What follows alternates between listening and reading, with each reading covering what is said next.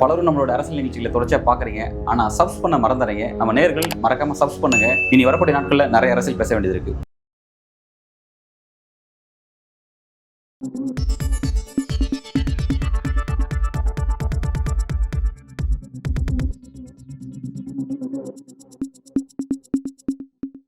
வணக்கம்.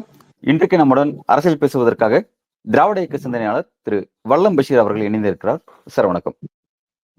வணக்கம் சார், இப்ப தமிழக அரசியல கவனிக்கத்தக்க மாதிரியான ஒரு முக்கியமான விஷயம் அப்படின்னு பார்க்கும்பொழுது ஓ பன்னீர்செல்வம் அவர்கள் சமீப நாட்கள்ல ஒரு லைம் லைட்ல இல்லாம இருந்தாரு. அவருக்கான ஒரு மீடியா வெளிச்சம் பெரிய அளவுல இல்லாம இருந்துச்சு. தற்போதைக்கு அவர் ஃப்ரண்ட் பேஸுக்கு வராரு. அவர் செப்டம்பர் மாசம் 4ஆம் தேதி மதுரையில ஒரு முக்கியமான ஒரு மாநாட்டை திட்டமிட்டு இருக்கேன். அந்த மாநாடு சாதாரணமான மாநாடா இருக்காது அப்படின்னு சொல்லி அதுக்கு ரொம்ப அழுத்தம் கொடுக்குறாரு. அதே மாதிரி பாத்தீங்கன்னா பல கேள்விகளுக்கு பொடி வச்சு பேசுறாரு. அதாவது என்டிஏல நீங்க தொடர போறீங்களான்ற கேள்விக்கு ஒரு பொடி வைக்கிறாரு. அதே மாதிரி விஜயோட அரசியல் பற்றி சில விஷயத்த பொடி வச்சு பேசுறாரு. ஓபிஎஸ் முன்னெடுத்திருக்கக்கூடிய இந்த அரசியல் எப்படி நீங்க பாக்குறீங்க? காலாவதியாகி இருக்கிற ஓபிஎஸ்னுடைய அரசியல் மீண்டும் புத்துணர்ச்சி பெறும் என்று ஓபிஎஸ் நம்புகிறார். அதற்குண்டான முயற்சியிலே அவர் ஈடுபட்டு இருக்கிறார். இத்தனை நாட்களாக அதிமுகவை மீட்டெடுப்பதற்காக ஒரு பயணம் என்று வந்து கொண்டிருந்தார். இதே பயணத்தை தான் டிடிவி தினகரனும் மேற்கொண்டார். இப்போது எப்படி டிடிவி தினகரன் ஒரு அரசியல் கட்சியை துவங்கிவிட்டு அதை நடத்தி கொண்டிருக்கிறாரோ அதுபோல ஒரு அரசியல் கட்சி துவங்குகிற முடிவுக்கு ஓ பன்னீர்செல்வம் வந்திருக்கிறார் என்றுதான் நான் புரிந்து கொள்கிறேன். பாஜகவும் அவரை கைவிட்டு விட்டது, அதிமுகவினுடைய தொண்டர்களும் அவரை கைவிட்டு விட்டார்கள். அவரோடு வந்ததே ரொம்ப சொற்பமான பேர் தான் வந்தாங்க. முதல்ல அவர் தர்ம யுத்தம் நடத்தினப்ப வந்த எண்ணிக்கையில் கூட ஒரு 25% பேர் தான் இந்த முறை வந்தார்கள். ஓபிஎஸ்க்கு எந்த வியூகமும் வகுக்க தெரியாது அப்படிங்கிறத நாம பல நேரங்கள்ல பார்த்திருக்கோம். இரண்டாவது, ஓபிஎஸ்க்கு தொண்டர்கள் பலம்ன்றது ஒண்ணு கிடையாது. அந்த தொண்டர்கள் பலத்தை உருவாக்குகிற வியூகமும் அவரிடத்துல இல்ல. இப்ப கூட ஓபிஎஸ்க்கு இருக்கிற மிகப்பெரிய பலமே எங்க மாவட்டத்துக்காரர் ஆர் வைத்திலிங்கம் தான். வைத்தி இல்ல அப்படின்னு சொன்னா இன்னைக்கு ஓபிஎஸ் இல்ல. அந்த பொதுக்குழுவுல நடந்த சம்பவங்களை நீங்க மறந்திருக்க முடியாது. எழுந்து நின்று மேடையிலிருந்து கீழே இறங்குகிற போது நேரா போய் மைக்க தட்டி இது ஜனநாயக படுகொலை, இந்த இயக்கத்தை அழிக்க நினைக்கிற முயற்சின்னு ஒட்டுமொத்த பொதுக்குழுவிலும் பிரகடனம் செய்துவிட்டு வெளியில் வந்தவர் வைத்திலிங்கம் தான். வைத்திலிங்கம் தான் தன்னுடைய ஒட்டுமொத்த பலத்தையும் பயன்படுத்தி ஓபிஎஸ்க்கு வலிமை சேர்த்தார். இத்தனை நாட்களாக ஓபிஎஸ்க்கு கூட்டம் சேர்த்து கொடுத்தவரும் அவர்தான். இப்ப அவர் என்ன நிலைப்பாட்டுல இருக்காருன்றது நமக்கு தெரியாது. பன்ருட்டி ராமச்சந்திரன் தான் சொல்றாரு, இனிமே யார் பின்னாடி எங்களுடைய பயணம் இல்லை, எங்க வழி தனி வழி அப்படின்னு அவர் இன்னைக்கு செய்தி வெளியாயிருக்கு. அவர் குறித்த செய்தியை பார்த்தேன். அப்ப ஓபிஎஸ் தன்னுடைய அரசியல் காலாவதி ஆகிவிட்டது என்பதை அறிந்து ஒரு புத்துயிர் கொடுத்து அதன் பயணத்தை தொடருவதற்காக மதுரையிலே ஒரு மாநாட்டை கூட்டுகிறார். ஏறக்குறைய தனி கட்சி துவங்குவது உறுதியாகிவிட்டது என்றுதான் நான் புரிந்து கொள்கிறேன். இப்ப என்டிஏவுல இருக்க முடியுமா? என்டிஏவுல இவர் இருந்தா எடப்பாடி பழனிசாமி இருப்பாரா? இந்த கேள்விகள்லாம் எழுது இப்போ. ஏன்னா ஏற்கனவே 2 முறை அமித்ஷா தமிழ்நாட்டுக்கு வந்தப்ப ஓபிஎஸ் சந்திக்கல. ஓபிஎஸ் சந்திப்பதற்கு அனுமதி கேட்டார், அனுமதியும் கொடுக்கப்படல. இதுவரைக்கும் தமிழ்நாடு பாஜகவினுடைய தலைவர் நயினார் நாகேந்திரனும் அதிகாரப்பூர்வமாக 2 பேரும் சந்தித்துக் கொள்ளல. நாங்க இன்னமும் என்டிஏ கூட்டணியில தான் இருக்கோம். ஒருபடி மேல போய் நாங்க அமித்ஷா முடிவு தான் எங்க முடிவுன்னு அறிவிச்சிட்டாரு டிடிவி தினகரன். ஆனா டிடிவி தினகரனே இதுவரைக்கும் தேசிய ஜனநாயக கூட்டணியில இருக்காங்களா இல்லையான்றதையே சொல்லாம தான் வச்சிருக்காங்க. அப்ப இதுல இருந்து என்ன புரிந்து கொள்ள முடியுதுன்னா, அதிமுக எடப்பாடி பழனிசாமி தலைமையில் இருப்பதைத்தான் என்டிஏ அலையன்ஸ்குள்ள அவங்க வச்சிருக்காங்க. இவங்க 2 பேரும் என்டிஏ அலையன்ஸ்குள்ள வச்சுக்கல அப்படிங்கிறதான் நாம புரிஞ்சுக்க முடியுது. அப்போ வேற என்ன அரசியல் பயணம்? அரசியல் ரீதியா ஒரு பயணத்தை மேற்கொண்டாகணும்ல. முன்னாள் முதலமைச்சர் சார், ஒன்னும் சாதாரணப்பட்ட ஆள் இல்ல அவரு. அப்ப முன்னாள் முதலமைச்சர் என்கிற நிலையிலிருந்து அரசியலை எப்படி துவங்குவது என்று பார்க்கிற போது ஒரு தனி கட்சி துவங்குவதுதான். ஏன்னா யாரு பின்னாலும் போக மாட்டோம் அப்படின்னு இன்னைக்கு பன்ருட்டியினுடைய அறிவிப்பு அதைத்தான் உணர்த்துது. அப்ப என்ன செய்ய முடியும்? திமுக கூட்டணிக்கு போக முடியாது. காலம் பூரா திமுகவை எதிர்த்து அரசியல் செய்தவர்கள் எப்படி திமுக கூட்டணிக்கு போக முடியுமா? வாய்ப்பு இல்லை. அப்போ அதிமுக அங்கம் வகிக்கிற பாஜக கூட்டணி, பாஜக தனித்து நின்னா கண்டிப்பா ஓ பன்னீர்செல்வம் பாஜகவோடு தான் இருப்பார். பாஜக அதிமுகவோடு போட்டியிடுது. அப்ப இருக்கிற வாய்ப்பு 2 தான். ஒண்ணு விஜயோடு நிற்கணும், இல்ல சீமானோடு நிற்கணும். சீமானோடு நிற்க முடியாது. அப்ப விஜயோடு நிற்கலாம் என்கிற முடிவுக்கு வருவார்கள். அதற்கான முன்னோட்டம் தான் இப்போது அவர்கள் அறிவித்திருக்கிற அந்த மதுரை மாநாடு. அது குறித்த தேதி அறிவிப்பெல்லாம் மதுரையில கட்சியை துவங்கிட்டு அதன் பிறகு அரசியல் பயணத்தை தொடர்வது என்று முடிவெடுத்து விஜயோடு கூட்டணி வைத்து களம் காண்பார்கள். ஆனால் எப்படி பார்த்தாலும் ஓ பன்னீர்செல்வம் தமிழ்நாட்டுக்கு தேவையில்லாத லக்கேஜ் தான். அவர் அரசியல் கட்சி துவங்கி தமிழ்நாட்டுல இப்ப சாதிக்க வேண்டிய எந்த சாதனையும் இல்லை. ஏற்கனவே இங்க இருப்பவர்கள் எல்லா சாதனையும் செய்து முடிச்சிட்டாங்க. அவர் இருக்கிற கட்சியில் ஏதாவது ஒரு கட்சியில் போய் சேர்ந்து கொள்வது, இல்லை என்று சொன்னால் பாஜகவிலேயே சேர்ந்து கொள்வதுதான் அவருக்கு நல்லது. பாஜகவுக்கும் அவருக்கும் பெரிய முரண்பாடெல்லாம் இல்ல. இபிஎஸ்ஆ ஓபிஎஸ்ஆன்னு பார்க்கும்போது இபிஎஸ் தான். அவர் கையில தான் கட்சி இருக்குன்னு முடிவெடுத்திருக்கு பாஜக. ஆப்வியஸ்லி அந்த முடிவை தான் எடுத்தாகணும், வேற வழி கிடையாது. அப்ப அந்த இடத்துல ஓ பன்னீர்செல்வம் வேண்டான்னு முடிவெடுத்தவங்களோட சேர்வதா அப்படிங்கிற ஒரு சுயமரியாதை அவரை சுற்றுச்சு அப்படின்னு பார்த்தோம்னா அதுவும் இல்லை. அப்படி இருந்தா இத்தனை நாட்கள் காத்திருந்திருக்க மாட்டார். எப்ப அமித்ஷா சென்னை வந்தப்ப அவரை சந்திக்கலையோ அப்பவே முடிவு எடுத்திருக்கணும். இவ்வளவு நாள் காத்திருப்பு என்பதே அவருக்கு எந்த சுயமரியாதையும் இல்ல, கடைசி வரைக்கும் கால் பிடிச்சு பார்ப்போம் பாஜகவுலன்னு சொல்லிதான் காத்திருந்தாரு. கடைசி வாய்ப்பையும் உதறி தள்ளி இருக்கிறது பாஜக. இவர் தேவையில்லை என்ற முடிவுக்கு வந்திருக்கிறது. எனவே தனி கட்சிக்கான ஆயத்த பணிகளில் ஈடுபட்டு விட்டார் என்றுதான் நான் புரிந்து கொள்கிறேன். பாஜகவை நம்பி காத்துட்டு இருந்த ஓபிஎஸ்க்கு இதெல்லாம் இந்த முடிவுங்கிறது ஒரு பெரிய ஏமாற்றம் தானே. அப்படி அந்த இடத்துக்கு வந்துட்டார் அவரு. மிகப்பெரிய ஏமாற்றம் தான் சார், மிகப்பெரிய ஏமாற்றம் தான். உங்களுக்கு அதிமுக எடப்பாடி பழனிசாமி தலைமையில் இருக்குன்னு முடிவான பிறகு எடப்பாடி பழனிசாமி பாஜகவை கைகழுவிட்டாரு. அப்ப யாரு பாஜகவுக்கு முகம் தருவது? ஜி.கே. வாசன் முகம் கொடுக்க முடியுமா? இல்ல ராமதாஸால வட மாவட்டத்தை தாண்டி முகம் கொடுக்க முடியுமா? கொடுக்க முடியாது. ஆனா டிடிவி தினகரனும் ஓ பன்னீர்செல்வமும் அன்னைக்கு தேர்தலுக்கு முன்பு இருந்ததை சொல்றேன். அதிமுகவினுடைய அடர்த்தியான வாக்கு வங்கி இவர்கள் இருவருக்கும் இருக்கும், இவர்கள் இருவரும் அந்த அதிமுகவினுடைய வாக்குகளை அறுவடை செய்வார்கள் அப்படின்னு நம்புறது பாஜக. தமிழ்நாட்டிலும் கொஞ்சம் பேர் நம்பினாங்க. அதற்கு காரணம் அதிமுகவினுடைய தொண்டர்கள் மனநிலையை ஓரளவுக்கு உணர்ந்ததன் அடிப்படையில் இப்ப இருக்கிற தலைமை சரியான தலைமையாக இல்ல, ஒன்றுபட்ட தலைமை வேணும்னு அதிமுகவுக்கு உள்ள ஒரு குரல் இருக்கு. அந்த குரலுக்கு வலு சேர்க்கிற வகையில சிலர் செயல்படுவாங்கன்னு எதிர்பார்த்தாங்க. ஆனா அந்த எதிர்பார்ப்பு பொய்யாகி போனது. எப்படி பொய்யாகி போச்சுன்னா, டிடிவி தினகரனும் படுதோல்வியை தழுவுறாரு, அங்க ஓ பன்னீர்செல்வமும் படுதோல்வியை தழுவுறாரு. இதுக்கிடையில இந்த ரெண்டு பேரும் கூட்டணிக்கு முகம் கொடுக்க வந்தவங்க. நீங்க நல்லா யோசிச்சு பாருங்க. ஸ்டார் கேண்டிடேட்னு அந்த நேரத்துல யார் இருந்தான்னா அன்புமணி இருக்க வேண்டிய இடம். ஆனா அன்புமணி மனைவிக்கு சீட்டு கொடுத்ததுனால அவருடைய மனைவி ஸ்டார் கேண்டிடேட்டுங்கிற கேட்டகரியில வரல. அன்புமணியினுடைய மனைவிங்கிறது தான் அந்தஸ்து. அப்ப ரெண்டு பேர் ஸ்டார் கேட்டகரியில இருக்காங்க அந்த அலைன்ஸ்ல. ஒண்ணு தேனியில டிடிவி தினகரன், இன்னொன்னு ராமநாதபுரத்துல ஓ பன்னீர்செல்வம். அதிலும் ரொம்ப முக்கியமா ஓ பன்னீர்செல்வத்துக்கு பலாப்பழ சின்னத்தை ஒதுக்கிட்டாங்க. பலாப்பழ சின்னத்தை ஒதுக்கின பிறகு ஒட்டுமொத்த பலத்தையும் பயன்படுத்தி அங்க தேர்தல் பணியில ஈடுபடுறாரு, பணத்தை வாரி இறைக்கிறாரு.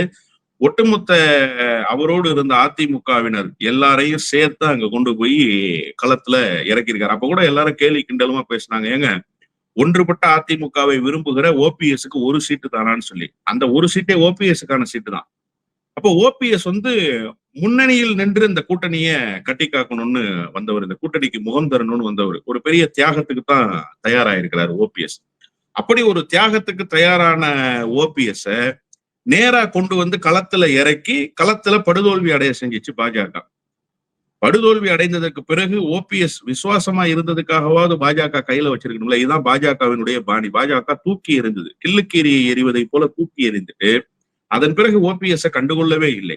இப்ப கூட ஓபிஎஸ் தவம் கடந்தாரு, ஒரு சின்ன சமிக்கையை கொடுத்திருந்தா ஒன்னும் பிரச்சனை இல்லைங்க, உங்களுக்கு சீட்டு கன்ஃபார்ம், நீங்க பாத்துக்கலாம், வெயிட் பண்ணுங்க, பாஜக இடத்துலயாவது உங்களுக்கு ஒரு இடம் கொடுப்போம்னு ஒரு சமிக்கையை கொடுத்திருந்தா ஓபிஎஸ் இந்த மாநாடு அறிவிப்புக்கெல்லாம் வந்திருக்க மாட்டார். அவர் பாட்டுல இருந்திருப்பாரு அமைதியா. இவ்வளவு நாள் எப்படி கோயில் கோயிலா சுத்திக்கிட்டு இருந்தாரோ அந்த மாதிரி கோயில்களுக்கு புறப்பட்டு போயிருப்பாரு. ஆனா எந்த சமிக்கையும் இல்லைன்ன பிறகுதான் கடைசி நேரத்துல நம்ம ஏதாவது தடுமாறிடக்கூடாது, அதனால ஒரு கட்சியை துவங்கிடுவோம், பிஜேபி கூட்டா இந்த கட்சியோட போய் சேர்ந்துக்குவோம், இல்லைன்னு சொன்னா நம்ம பாட்டுல விஜய் ரூட் எடுத்து வேற ஏதாவது அரசியல் ரீதியா ஒரு பயணத்தை மேற்கொள்வோம் அப்படிங்கிற முடிவுக்கு தான் வந்து அவருடைய நிலைப்பாடு.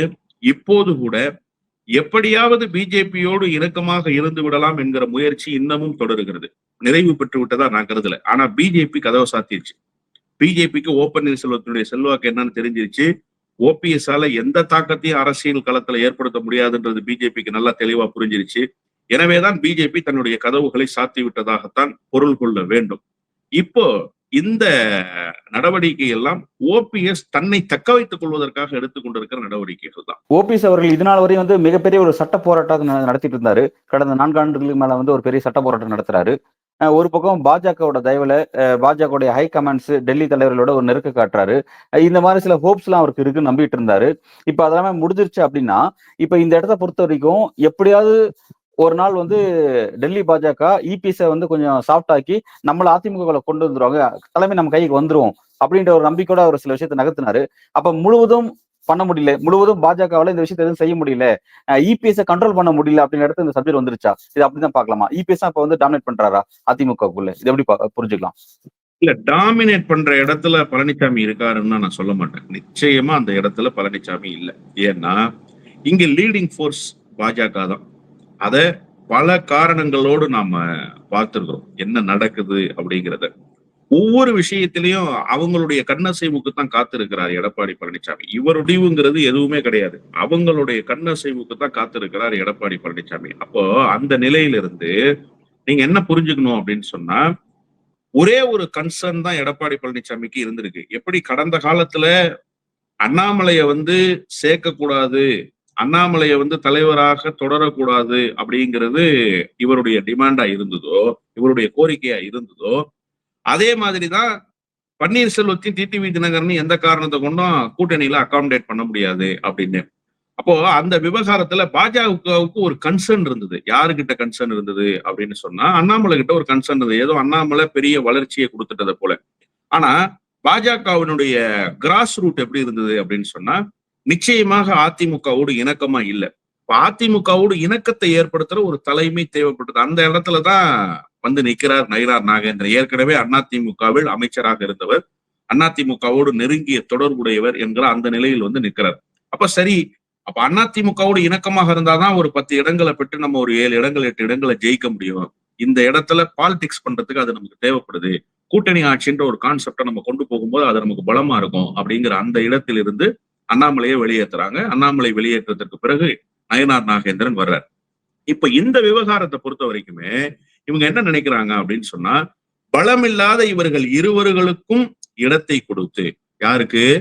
ஒன்று டிடிவி தினகரன், இன்னொன்னு ஓ பன்னீர்செல்வம் இடத்தை கொடுத்து இடங்களை வீணாக்குவதை விட அந்த இடத்துல பாஜகவே நின்றுடலாம்னு நினைக்கும். இவங்களுக்கு என்ன செல்வாக்கு இருக்கு இவங்க 2 பேருக்கும்?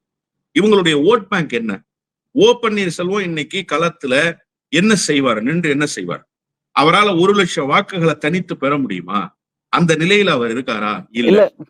இல்ல ஓபிஎஸ் டிடிவி இவங்க எல்லாம் குறைச்சு மதிப்பிடுற மாதிரி இருக்கு. ஏன்னா வந்து அதிமுகவோட தொடர் தோல்விக்கு அவங்களும் ஒரு முக்கியமான ஃபேக்டரா இருக்காங்க. இந்த 4 வருஷத்துல நடந்த பல தேர்தலில் தொடர் தோல்விக்கு முக்கியமான ஃபேக்டரா இருக்காங்க. தனித்து அவங்க சுயேட்சை சின்னத்துல போட்டிட்டாலும் அதிமுகவோட லீடிங்ல நிக்கிறாங்க. அவங்க போட்டியிடக்கூடிய தொகுதிகளில் அதிமுக பின்னுக்கு தள்ளுறாங்க. சோ வந்து ஒரு குறிப்பிட்ட அவங்க சார்ந்த சாதிய வாக்குகள் அதிமுக விட்டு விலகி போயிடுச்சு. அப்ப அப்படி இருக்கு, அது ஒரு பெரிய இழப்பு தானே. அது முற்றிலும் வந்து இழப்பு இல்லை அப்படின்னு பார்த்த முடியுமா? நல்ல ரொம்ப கரெக்டான ஆஸ்பெக்ட்ல நீங்க சொன்னீங்க. அந்த ஆஸ்பெக்ட்ல இருந்து இன்னொரு பக்கம் இருக்கிறதையும் நீங்க மறந்துடக்கூடாது. எந்த தென் மாவட்டத்தினுடைய வாக்குகள் இவர்களால் சரி செய்யப்படும்ங்கிற ஒரு நம்பிக்கை இலை இருக்குல்ல, அந்த நம்பிக்கை இலையை இட்டு நிரப்புற இடத்துலதான் தென் மாவட்டத்திலிருந்தே ஒரு தலைவர் பாஜகவுக்கு வந்திருக்கார்.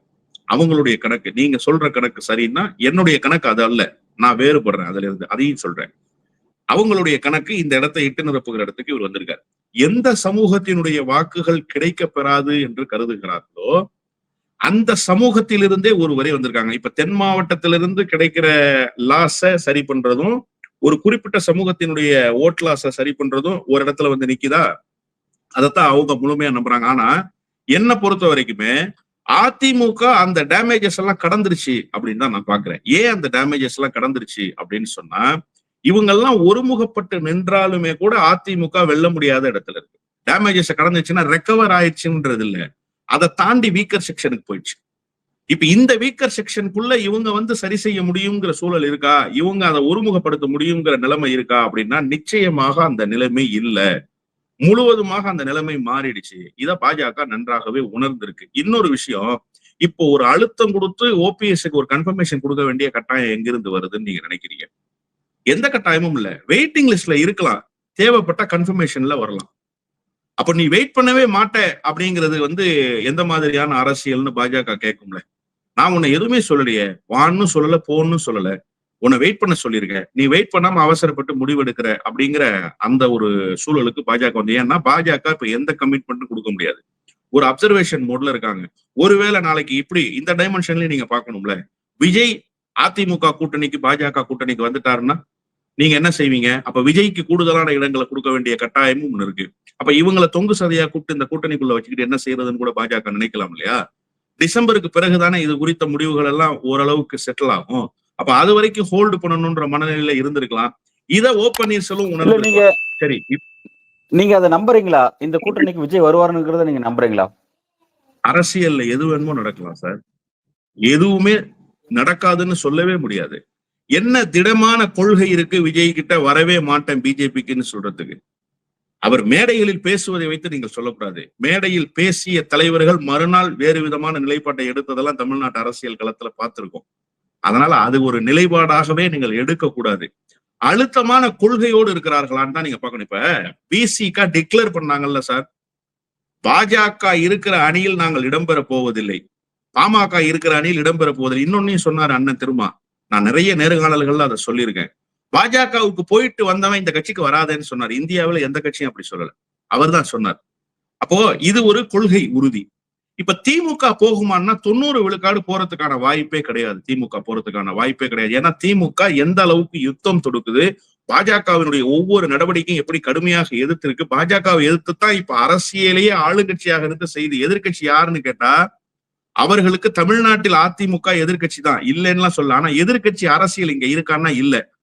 ஒன்றிய அரசினுடைய அழுத்தம் தான் இங்க எதிர்கட்சி அரசியலாக நிற்குது. நான் சொல்றது புரியுதா? அப்போ அந்த ஒன்றிய அரசினுடைய அழுத்தத்தை எதிர்கட்சி அரசியலாக எடுத்து கையாளுகிற திமுகவுக்கு அந்த வாய்ப்பு இல்லை. இது தவிர வேற எந்த கட்சி சொல்லிட முடியும்னு நீங்க நினைக்கிறீங்க?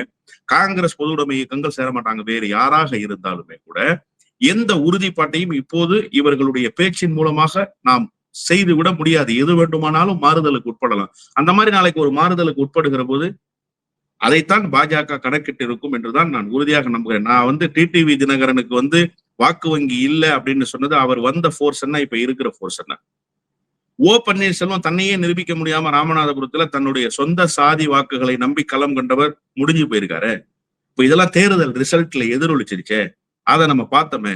இதனுடைய வெளிப்பாடாகத்தான் நான் அந்த தகவல்களை சொன்னேன். பல்வேறு கேள்விக்கு விரிவாக உங்களோட கருத்துல வழங்குறீங்க. உங்களோட வருகைக்கு மிக்க நன்றி. நன்றி.